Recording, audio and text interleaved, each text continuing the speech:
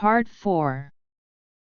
In October of 2017, I ended up in Garfield Hospital again, this time for diabetic ketoacidosis. Within 2 hours of being admitted, I fell into a coma that lasted 11 days.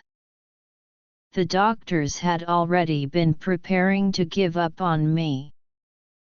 My friend, Big Shwa, and his wife, Nian, brought in 2 pastors they knew from church, Pastor Lin Yu Cheo and an old man named Pastor Bayo, to pray for me.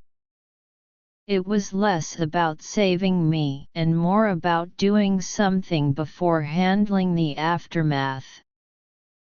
I was all alone in America, no family, no safety net. If I had died that day, I think every trace of me would have vanished quickly, as if I had never existed at all. But somehow, after their prayers, I woke up. Weak as hell but alive. That sleep felt endless, like I had been gone for centuries. In the dream, I had become a Japanese samurai, head shaved except for a top knot, just like in those old movies. I wore a loose green kimono and carried 2 swords, one long and one short. I was cutting people down in a bamboo forest, and when I got exhausted, I went to the river to wash my clothes and blades. Nearby, women were rinsing rice and vegetables in the water. It was like a painting, frozen, silent, and vivid. My vision drifted around that still scene, focusing on different corners. Then, out of nowhere, a phrase appeared in my mind like a pop-up ad: Shuangli rabbit heads. I swear, I'd never eaten that dish, never seen it, never even heard of it. But for some reason, it took over my dream completely.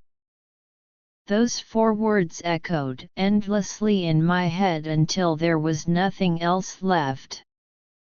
When I finally opened my eyes, I realized the green samurai outfit looked almost exactly like my hospital gown, polyester, with a hole in the chest for 4 lines and short sleeves, kind of like a giant apron. Basically, a surgical smock. Once I could talk again, I went right back to my usual nonsense.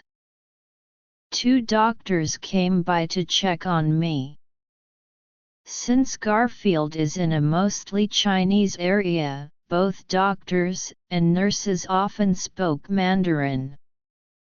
While chatting, I noticed a decoration on the ceiling, a plaque that said "Success upon arrival, Ma Dao Gong Cheng." I told the doctors I was the one who designed it years ago and had sold it online for a cheap price. Said I couldn't believe I was seeing my own design again, halfway across the world. The doctors probably didn't expect a guy who'd just been pulled back from death to start lying through his teeth. They might have actually believed me.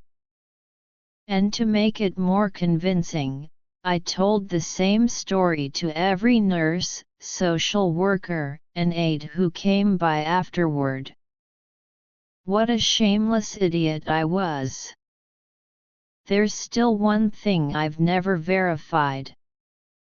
In those blurry days, one of my nurses was a young woman named Zaxi Dunzo, definitely a Tibetan name. She was incredibly patient and gentle.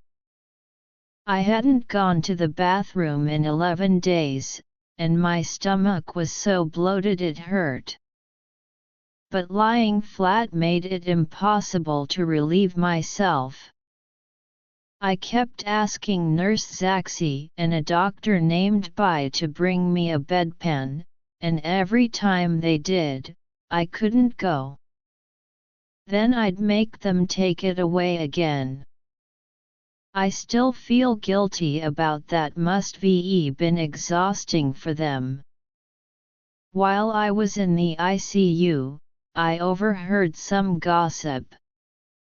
A Chinese couple had come in to ask about jobs for their daughter, who wanted to be a nurse there. They were talking to one of the staff and apparently asked about Nurse Zaxi's salary.